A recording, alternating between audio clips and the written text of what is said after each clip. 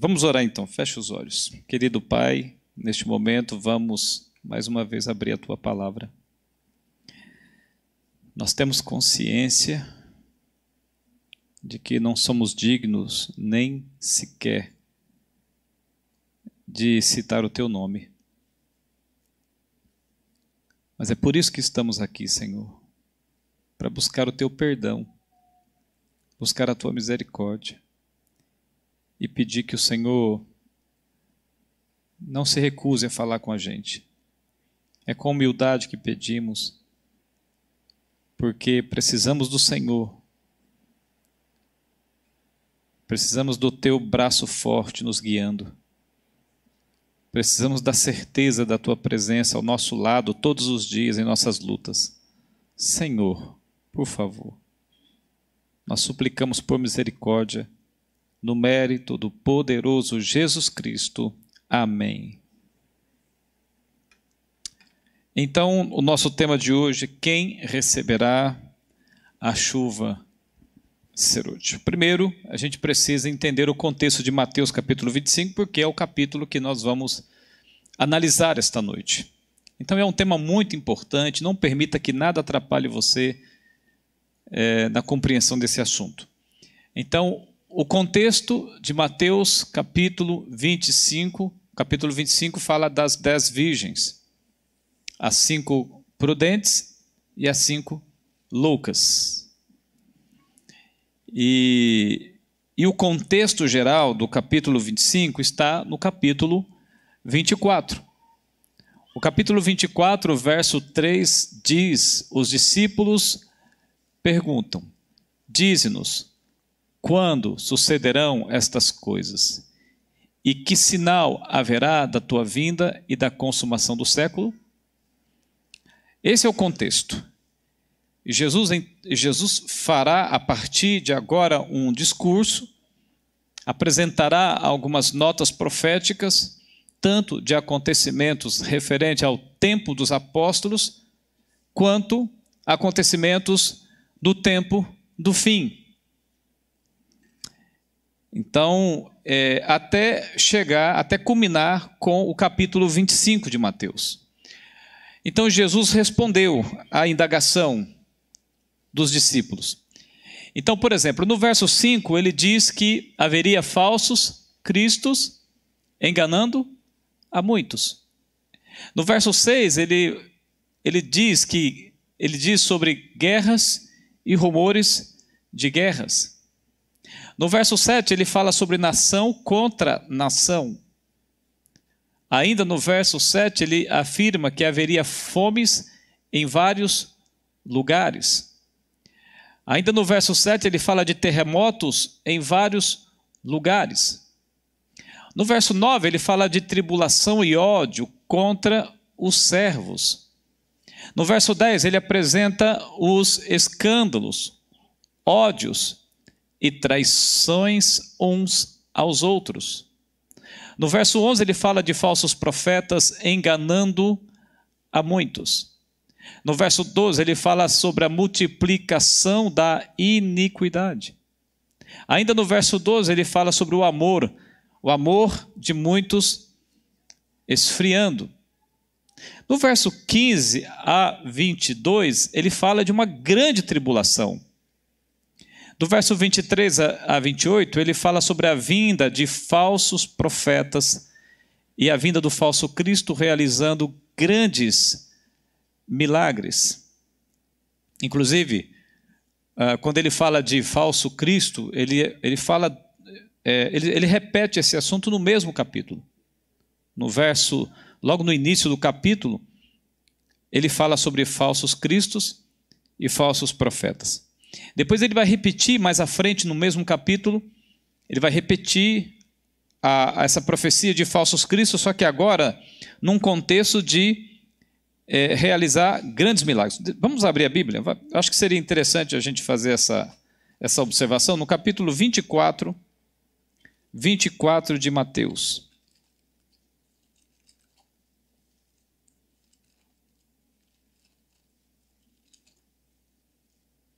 Capítulo 24 do Evangelho de Mateus. O capítulo 24, verso...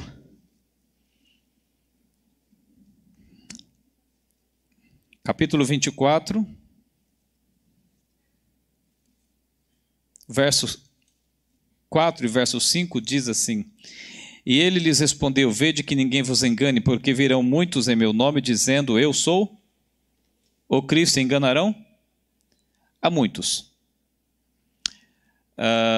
E essa predição ela vai se repetir no mesmo capítulo, porém lá no versículo 23 e 24.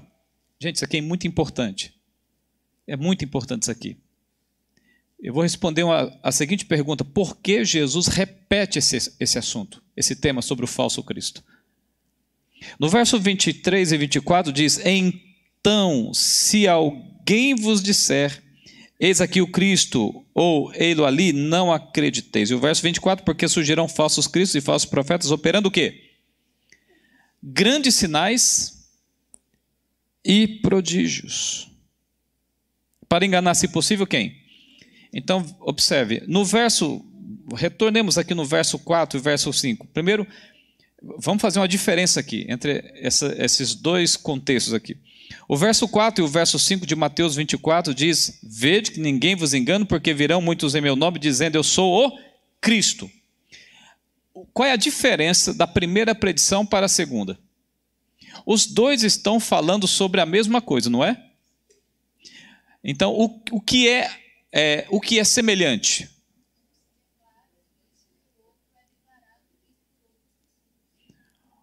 Ótimo, interessante. Mas ainda tem algo mais aqui. O que é semelhante entre os dois? Semelhante. É que os dois falam do falso Cristo. Agora, o que é diferente?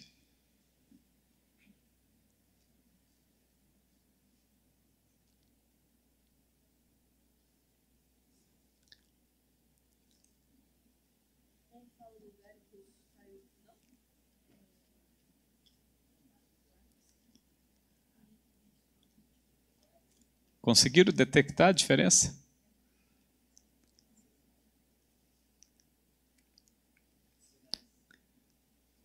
Exatamente. No verso 4 e 5, o falso Cristo que aparece na primeira descrição não realiza sinais, prodígios. Na segunda descrição, realiza sinais e prodígios. Então, para simplificar, na primeira predição, Jesus está falando de qualquer indivíduo que aparece afirmando ser o Cristo. Na segunda predição, ele não está falando de qualquer indivíduo que aparece afirmando ser o Cristo. Na segunda predição, ele está dizendo que esse falso Cristo faria sinais e prodígios. Então, aqui está a identificação profética da vinda de Satanás disfarçado de Cristo, na segunda predição. Está claro?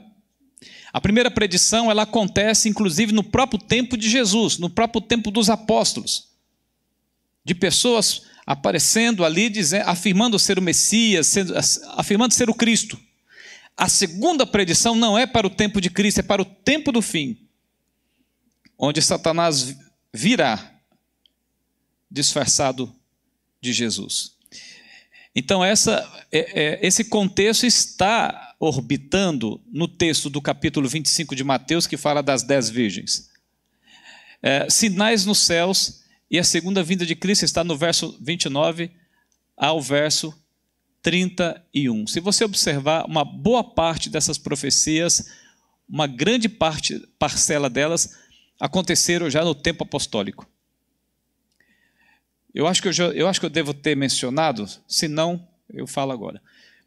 Jesus, sempre que vai descrever o tempo do fim, Jesus mescla acontecimentos que eram visíveis no tempo apostólico, mas que ao mesmo tempo faria eco com o tempo do fim. Então, por exemplo, fome já existia naquele tempo. Lembra dos discípulos recomendando a coleta ali para a pobreza que atingiu a Judéia? Terremotos já existia naquele tempo. Falso Cristo, falsos profetas já existiam naquele tempo. Pandemia, Como descreve o capítulo 21 de Lucas, verso 11, pandemias.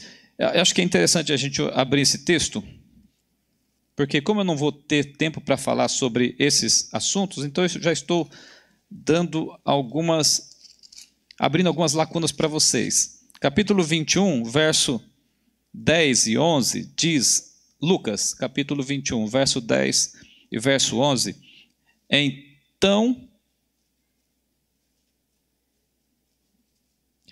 Então lhes disse. Ok? Posso ler? Então lhes disse, levantar-se-ão nação contra nação, reino contra reino. Isso já acontecia naquele tempo e faz eco com o tempo do fim. O verso 11, haverá grandes terremotos, epidemias e fomes em vários lugares, coisas espantosas e também grandes sinais no céu. Aqui, no português, a gente não consegue enxergar bem isto, mas no grego você percebe uma coisa muito importante e que não é percebível aqui no português. A palavra ou a frase coisas espantosas, essa palavra espantosas, no grego tem um significado que considera melhor as palavras anteriores. Por exemplo, quando diz assim, haverá grandes terremotos, epidemias e fomes em vários lugares, é como se estivesse dizendo, no grego está dizendo assim, haverá terremotos espantosos, haverá fome espantosa, haverá epidemias espantosas. Em outras palavras, essa palavra espantosa no grego pode ser traduzida como algo que seria capaz de causar uma grande convulsão social.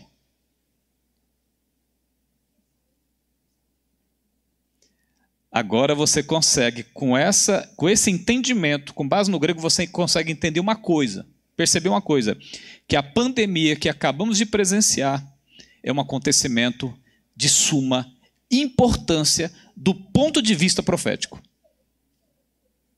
Ocorreram muitas pandemias, mas não uma que fosse capaz de causar uma convulsão social como causou nesses últimos anos.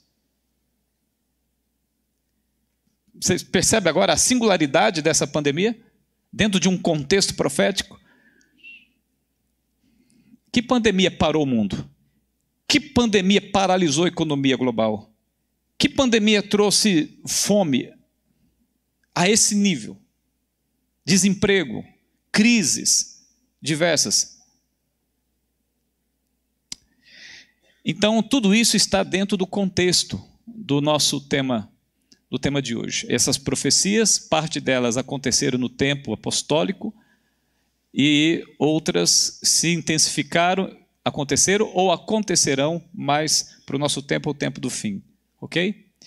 Bom, o capítulo 24 também traz a parábola da figueira, que também está dentro do mesmo contexto de Mateus 25. A parábola diz que aprendei, pois, a parábola da figueira, quando já os seus ramos se renovam e as folhas brotam, sabeis que está próximo o verão. Assim também vós, quando virdes todas estas coisas, sabei que está próximo às portas. Então agora a gente pega todo o acervo profético apresentado, pega esse contexto que apresentei a vocês de Lucas capítulo 21, verso 11, e você agora pode responder a seguinte pergunta: em que pé nós estamos hoje? Eu me lembro que eu estive em São Paulo, ali próximo de Ribeirão Preto, fazendo uma série de profecias como essa, e alguém perguntou: pastor, em que pé nós estamos hoje? Ou em que parte da poeirinha do pé? Amigos, eu tenho certeza de uma coisa: estamos realmente no tempo do fim. Estamos realmente às portas. Coisas extraordinárias têm acontecido e algumas pessoas têm passado despercebidas quanto a isso, porque talvez falte um pouco mais de percepção espiritual. Talvez falte um vislumbre espiritual para conseguir interpretar os sinais. Por isso a parábola da figueira. Olhem para essas coisas, interpretem. Façam os cálculos. Façam as análises proféticas de acordo com a revelação e você vai perceber que realmente nós estamos no limiar, próximo à última página desse grande livro. Bom, como o nosso contexto, o nosso tema contextual é a chuva serôdia, então eu vou fechar o parênteses dessa introdução e levar-nos até o ponto mais específico da história profética, que é o período da chuva serôdia. Nós vivemos no tempo que antecede esse momento da chuva serôdia. Nós vivemos no tempo da chuva temporã. Temos a oportunidade, como foi falado ontem, de receber esse poder especial. E só receberá o poder maior quem receber diariamente o poder menor. A unção do Espírito. Pastor, mas qual a finalidade, o objetivo de receber a chuva do Espírito Santo? É para falar em língua, será? Não. É para rodopiar? Não. É para pular? Não. É para quê? É para fortalecer o princípio da preparação para a eternidade. Receber o poder do Espírito é fortalecer a natureza espiritual contra a natureza carnal. Receber o Espírito Santo é ajudar-nos a manter essa percepção de que existe algo mais importante a ser conquistado, que é o céu. É manter no coração as chamas do desejo, da fome ardente, da sede ardente pela redenção. O papel do Espírito Santo é manter isso aceso no nosso coração e nos ajudar a sermos mais que vencedores em Cristo. O poder do Espírito Santo nos habilita a continuarmos lutando desesperadamente para não ficar para trás. Então peça sempre a unção do Espírito Santo sobre a sua vida, sempre. Então, parábola do bom servo e do mau servo, bem-aventurado aquele servo a quem seu senhor, quando vier achar fazendo assim como? Vamos lá. Assim como? Então vamos analisar a parábola das virgens. Mateus capítulo 25. Quem receberá a chuva serôdia? Essa é a pergunta. Quem receberá a chuva serôdia? Eu vou ler o texto e a gente vai fazer algumas considerações sobre o texto que vamos ler. Capítulo 25, verso 1 em diante, diz: Então o reino do céu será semelhante a 10 virgens que, tomando as suas lâmpadas, saíram a encontrar-se com o noivo. Essa expressão, saíram a encontrar-se com o noivo, essa experiência começa em 1844. É a proclamação da primeira mensagem angelical, do retorno de Cristo. É a vinda de Jesus. Vocês devem conhecer a história, não é? Do desapontamento. A igreja se preparando, o povo se preparando para receber o noivo, se preparando para as bodas. O clamor da meia-noite. Aí vem o noivo. É o grito desesperado daqueles que querem com urgência sair dessa terra e serem levados para a eternidade. O verso 2 diz que 5 dentre elas eram nécias e 5 prudentes. As nécias, ou loucas, ao tomarem as suas lâmpadas, não levaram azeite consigo. No entanto, as prudentes, além das lâmpadas, levaram azeite nas vasilhas. E, tardando o noivo, foram todas tomadas de quê? De quê? De sono e adormeceram. Alguns colocam esse adormecimento como uma representação da segunda mensagem angélica, que foi proclamada sem grande voz ou sem grande poder.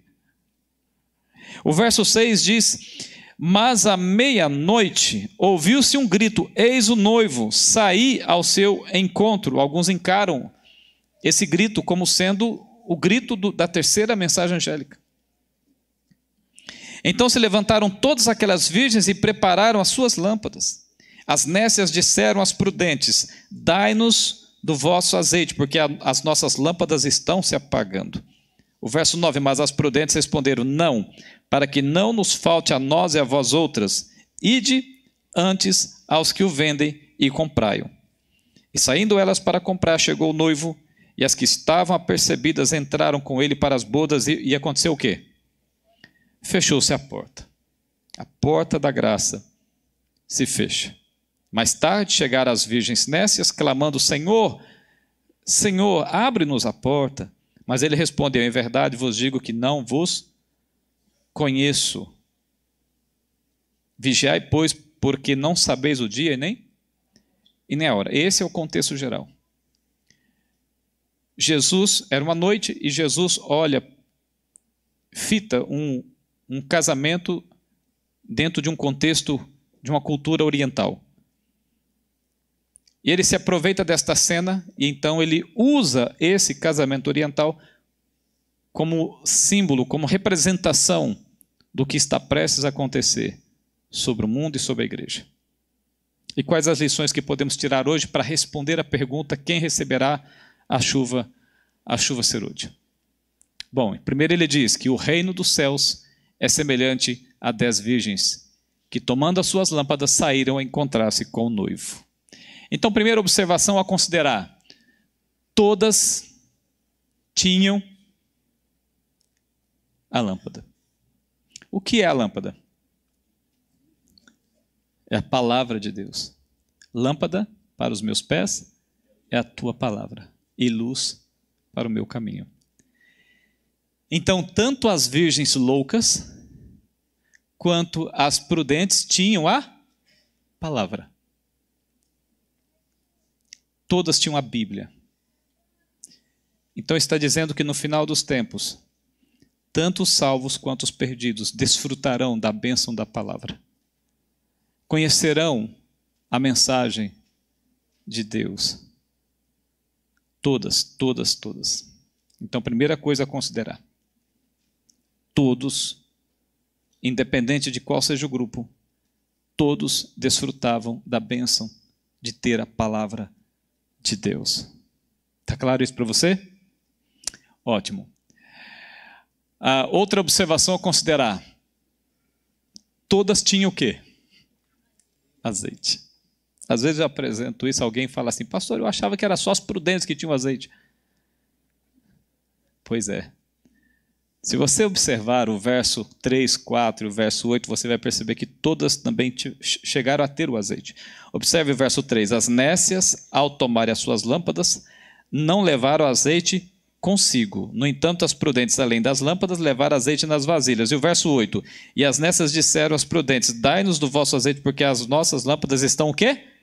Se as lâmpadas estão se apagando, existia uma medida de azeite.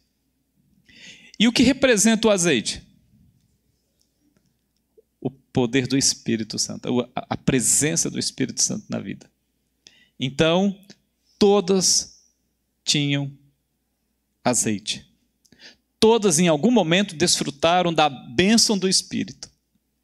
Além de desfrutarem da bênção da palavra, além de desfrutarem da bênção da mensagem de Deus, também desfrutaram por algum momento, pelo menos, da bênção da unção do Espírito, da presença do Espírito Santo, da guia do Espírito Santo, do poder do Espírito Santo. Ok? Ok. Mas, pastor, então qual a diferença dos dois? Vamos chegar lá. Outra questão a considerar, terceira questão a considerar: tardando o noivo. Observe, todas tinham a palavra. Segundo, todas tinham o azeite. E terceiro, todas adormeceram. Até as prudentes. Sabe o que isso significa? Significa que, no mínimo, ninguém é melhor do que ninguém. Todos nós estamos em débito com Deus. Todos nós. Todos carecem. Todos, sem tirar um. Todos carecem de despertamento. Todos precisam, todos necessitam de acordar de sua hibernação espiritual. Todos são dependentes da graça de Deus. Todos, sem tirar um. Porque, segundo a profecia, até mesmo as prudentes, as virgens prudentes, adormeceram. Todos nós carecemos de reavivamento. Todos nós. Ninguém está em vantagem com ninguém. Todos nós estamos em débitos com Deus, em débito.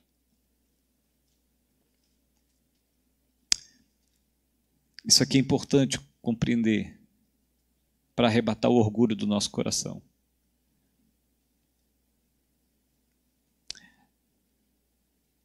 E se o sentimento de superioridade habita o coração de alguém, isso pode ser a sua tragédia espiritual. Estão ouvindo? Isso me faz lembrar daquela experiência que Jesus conta do publicano e o fariseu. O fariseu diz: Senhor, obrigado porque eu não sou como... E começa a apresentar o gabarito de obras. Olha aqui, Senhor, é por isso que eu sou melhor. Porque eu faço isso, faço aquilo, faço isso, pá. No final das contas, quem desceu justificado? Vamos ser honestos com o texto. Quem desce justificado? O publicano. Mas é para mostrar justamente esse contexto que estou apresentando aqui na parábola das virgens.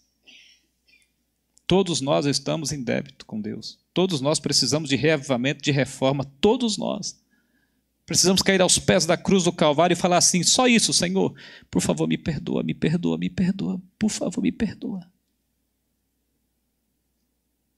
É por isso que a gente vem à igreja. Por que você vem à igreja? Você vem à igreja para ouvir uma bela música? Você vem à igreja para ouvir um belo sermão? Bater papo, porque está carente, sozinho, então deixa eu ir para a igreja que eu bato papo com alguém lá e pronto. É para isso? Errado. Sabe por que eu venho à igreja? Primeiramente, eu estou vindo essa semana não é para pregar para vocês. Primeiramente, é para pedir perdão para Deus. É para cair diante do altar dele e dizer: Senhor, eu sou um miserável, pobre, cego, nu. E abraçar os pés da cruz do Calvário mais uma vez e: Senhor, eu não largo enquanto o Senhor não me abençoares. Como disse Jacó. É por isso que eu venho à igreja. A minha motivação de vir à igreja é de me derramar diante do altar do Senhor. Para ter certeza que sair daqui mais uma vez com o perdão dele.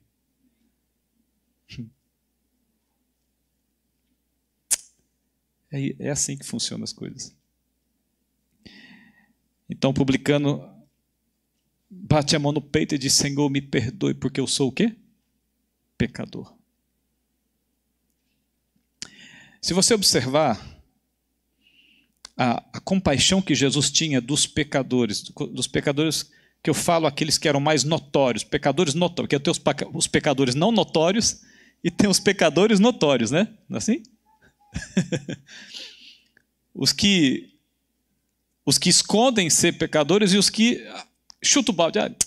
Estou na miséria mesmo. Mas observem, Jesus sempre foi muito amável com os mais miseráveis.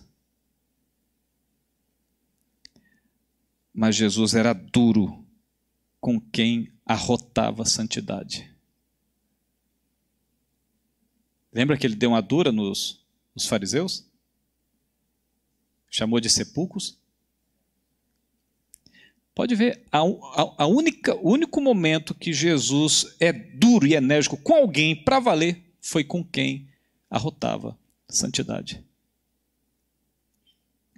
Não estou com isso deteriorando a importância de buscar santificação, não é isso não. É só para mostrar para vocês que todos nós estamos no mesmo barco.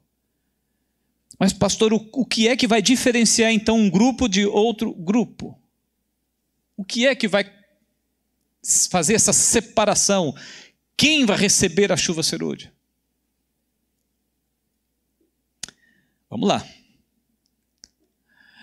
A pergunta é: por que a porta se fecha para um grupo, sendo que todas adormeceram?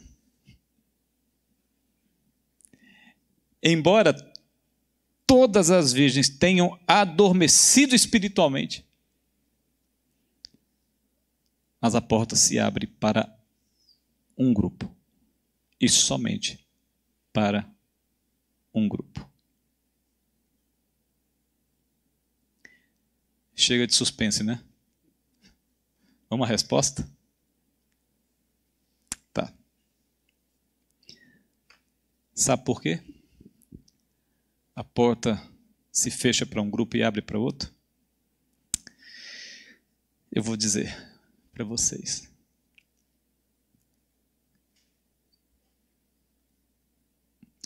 É notório que você percebe na parábola que tem um grupo que o azeite acaba, não é? E o outro grupo tem uma reserva. A cereja do bolo está aí. Sabe por quê? Eu vou explicar agora, você vai entender. De maneira simples.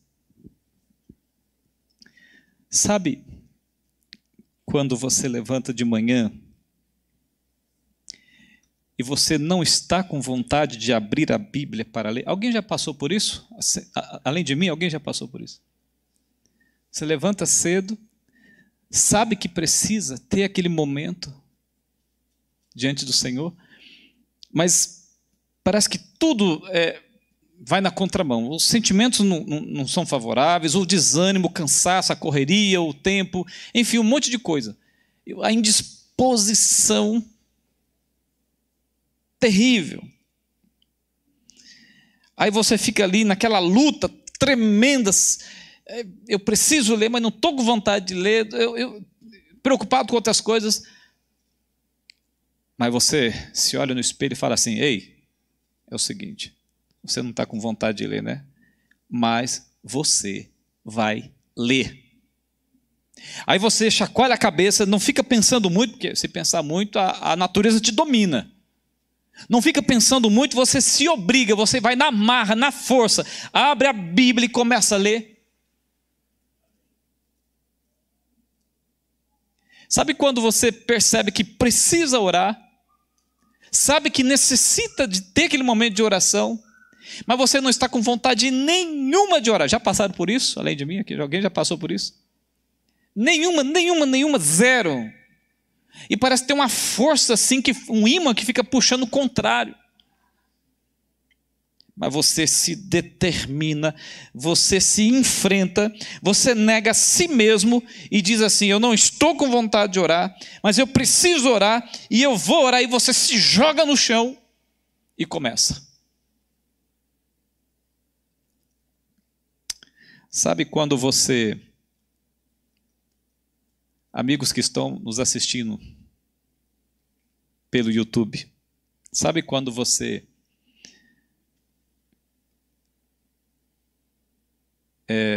vê que é dia de estar na igreja, é dia de culto, tem programação na igreja. Aí você, poxa, eu não estou com vontade de ir na igreja. Não estou com vontade de me trocar para ir para a igreja. Estou cansado, estou exausto, estou com preguiça, estou com desânimo. E aquele desânimo te domina de uma maneira que parece até uma possessão demoníaca. De tanto desânimo. Mas você se enfrenta, nega a si mesmo e diz para você: você quer saber de uma coisa? Eu vou para a igreja, você querendo ou não, você desejando ou não, você aceitando ou não. Eu vou. E você se arruma e mesmo sem vontade, sem ânimo nenhum, você se determina e vai para a igreja. Às vezes até chorando. Já aconteceu isso contigo? Comigo já também. Ir para a igreja na marra. Sabe quando você precisa dar aquele estudo bíblico? Você que dá estudo, já aconteceu comigo. É dia de estudo bíblico, tem que estudar com alguém e você está com aquele desânimo, aquela coisa terrível, parece uma doença. Mas você se enfrenta, você rejeita a si mesmo, nega o próprio eu e se arruma, pega a Bíblia e vai.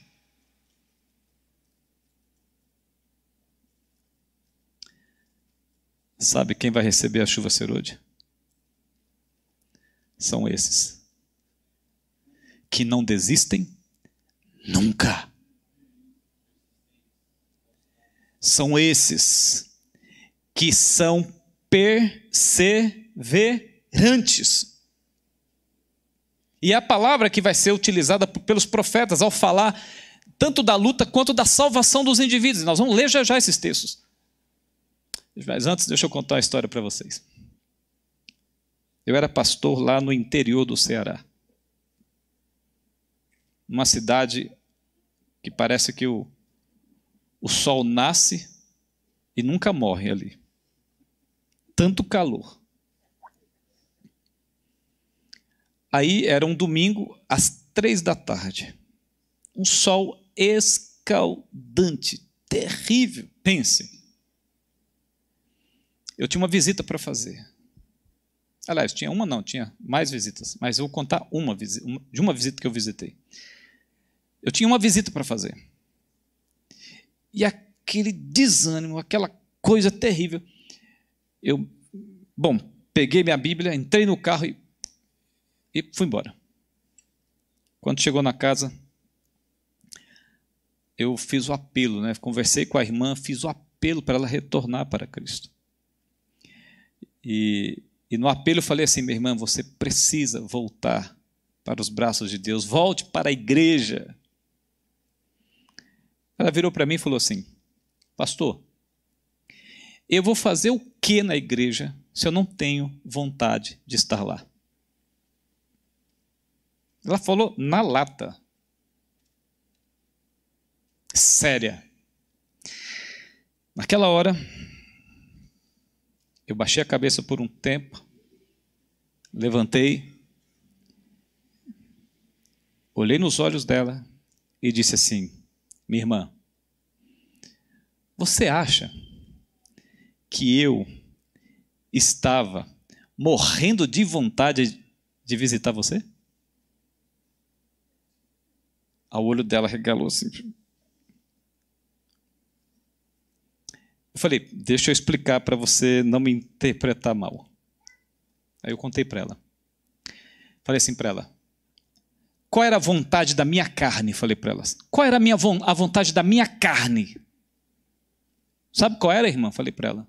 A vontade da minha carne, nesse dia, nesse sol insuportável, nessa tarde, era estar em casa, deitado na minha caminha, debaixo do ar-condicionado, embora eu não tivesse, debaixo do ar-condicionado, com a televisão ligada, assistindo um filmezinho, comendo uma pipoquinha. Eu falei para ela, esta era a minha vontade. Sabe por que eu vim aqui, irmã? Eu vim aqui porque eu entendi que você era mais importante do que os meus desejos, do que as minhas ambições, do que as minhas vontades. Aí depois ela até perguntou assim: mas pastor, mas se eu estiver na igreja sem vontade, será que Deus vai se agradar de eu estar lá sem vontade? Aí eu falei assim para ela: olha, minha irmã, a gente julga muito mal a maneira como Deus lida com certas coisas. É porque a gente tenta julgar as ações de Deus com base nas nossas. Nós temos essa tendência de padronizar o comportamento, o juízo, a maneira como Deus vê as coisas, analisa, com base nas nossas próprias experiências. A gente humaniza as decisões divinas.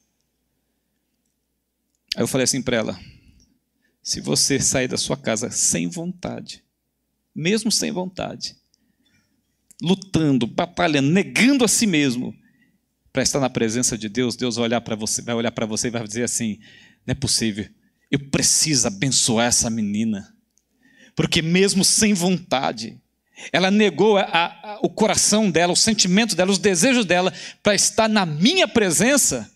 Aí eu disse para ela: é nessa hora que surgem as melhores bênçãos. Amigos, até Jesus passou por isso. Quer ver? Quando humano. Quando ele disse assim: Pai, se possível for, afasta de mim. Até ele humanamente enfrentou essa dificuldade. Mas o que faz toda a diferença? Mas que se cumpra a tua vontade.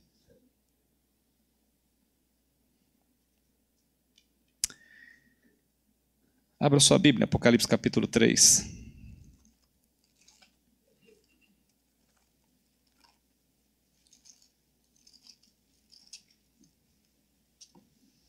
O verso 10. Olha que promessa linda. Que linda promessa. Apocalipse capítulo 3, verso 10 diz: porque guardaste a palavra do quê? Da minha perseverança, também eu te guardarei da hora da provação que há de vir sobre o mundo inteiro. Em outras palavras, como você foi perseverante em guardar a minha palavra, em estar na minha presença, em fazer a minha vontade, não a sua, então, quando você precisar de um poder especial, eu vou conceder a você. É por isso que João escreveu no capítulo 14 de Apocalipse, verso 12, 14, verso 12, diz assim, aqui está o quê? A paciência ou a perseverança dos santos, os que guardam os mandamentos de Deus. Então João está dizendo assim: esses só estão aqui na eternidade, porque na terra foram o quê? Perseverantes. E se, veja bem, se eles estão aqui salvos, redimidos em Cristo, porque na terra foram perseverantes, é porque não foi fácil. Foi duro, foi difícil, foi hostil. Como diz os jovens, foi coisa de maluco. Não foi fácil aquela luta. Mas a razão deles estarem na eternidade no céu foi por quê? Porque foram persistentes, perseverantes. A palavra perseverança significa isso, porque não foi fácil, foi difícil, foi hostil. Mas você lutou, continuou em pé, continuou lutando, continuou perseverando, insistindo, sendo teimoso com aquilo que é certo.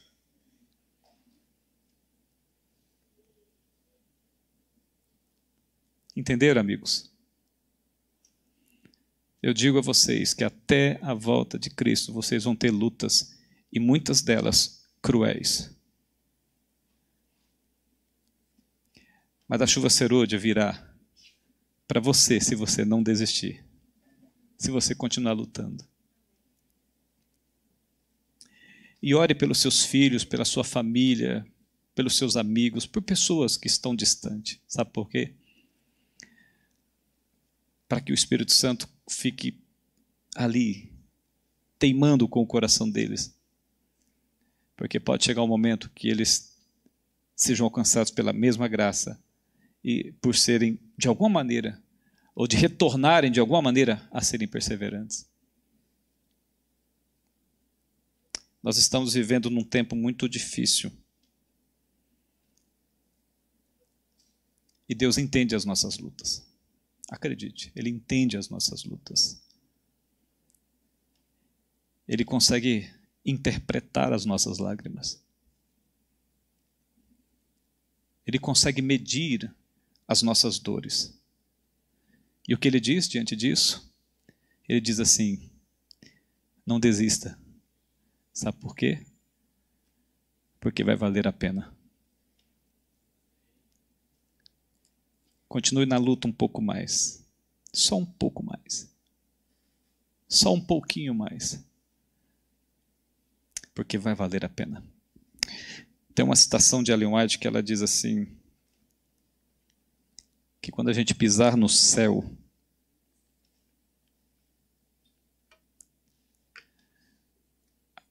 quando a gente chegar lá, ela diz que a gente vai sentir vergonha. Vergonha de achar que na terra estávamos fazendo muito para chegar lá. Vergonha. Então a pergunta básica é essa: vale a pena? Então, se você acredita que vale a pena, continue firme nessa luta. Não tem problema se ferir, se machucar. Não tem problema levar um tiro em meio à guerra. Não tem problema ser atingido por uma bomba. Não tem problema. Se arraste se for preciso, mas continue na direção correta. Não retroceda. Quebre o retrovisor e olhe apenas para frente. Porque é de lá que virá o nosso socorro. Quem receberá a chuva serôdia é quem continuar lutando. É quem continuar perseverando apesar das adversidades. Esse é o seu desejo? Teremos uma música?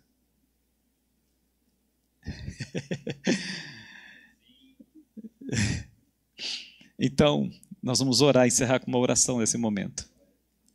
Vamos pedir a Deus para que a graça dele continue sobre nós. Pedir o poder do Espírito Santo para que a gente acumule um pouco mais de azeite. Para que não falte o azeite no momento mais crucial da história, em que for necessário. Amigos, nunca desconfie das promessas de Deus. Nunca perca confiança. Nunca perca confiança, gente, por favor. Jesus disse: tende bom ânimo. Não foi fácil nem para ele quando esteve aqui na terra. Ele enfrentou provas duríssimas. Seja ou encontre felicidade no privilégio de ser provado como Cristo foi.